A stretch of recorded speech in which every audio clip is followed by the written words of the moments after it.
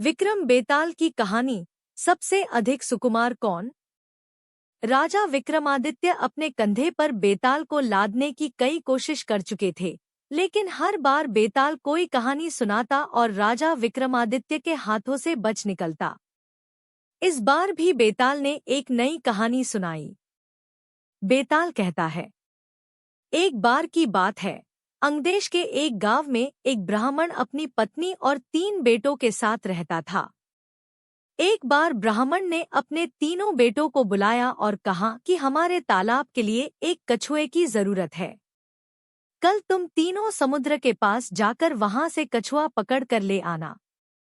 तीनों ने हाँ कर दी और दूसरे दिन तीनों माता पिता का आशीर्वाद लेकर समुद्र की ओर चल पड़े।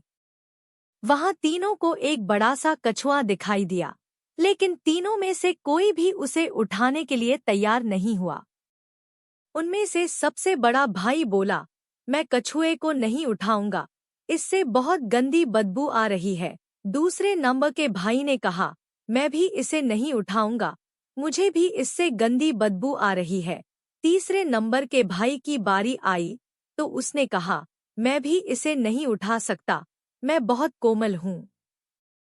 तीनों में झगड़ा शुरू हो गया और यह मामला राज दरबार तक पहुंच गया।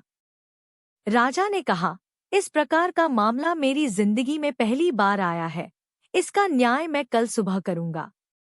आज आप हमारे यहाँ मेहमान हैं, इसलिए आराम यहाँ पर ही कीजिए। यह बोलकर राजा ने तीनों को भोजन के लिए निमंत्रण दिया। सभी बड़े चाव से खाना खा रहे थे, लेकिन सबसे बड़े भाई ने नहीं खाया। राजा ने जब उससे पूछा तो उसने कहा, चावल में से शमशान में जले हुए मुर्दे की बदबू आ रही है। राजा ने इस बात का पता किया तो मालूम हुआ कि चावल किसी शमशान के पास के खेत से लाए गए हैं। यह देखकर राजा बहुत खुश हुआ। सभी लोग खाना खाकर शाम को संगीत सुनने के लिए बैठ गए। तब दूसरे नंबर के भाई ने राजा से निवेदन किया कि वो मृदंग बजाना चाहता है। राजा की आज्ञा से वो गायिका के पास जाकर जैसे ही बैठा तो तुरंत खड़ा होकर दूर बैठ गया।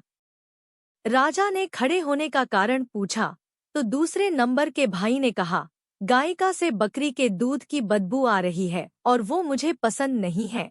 जब राजा ने इस बात का पता किया तो मालूम चला कि बचपन में गायिका को बकरी का दूध दिया जाता था।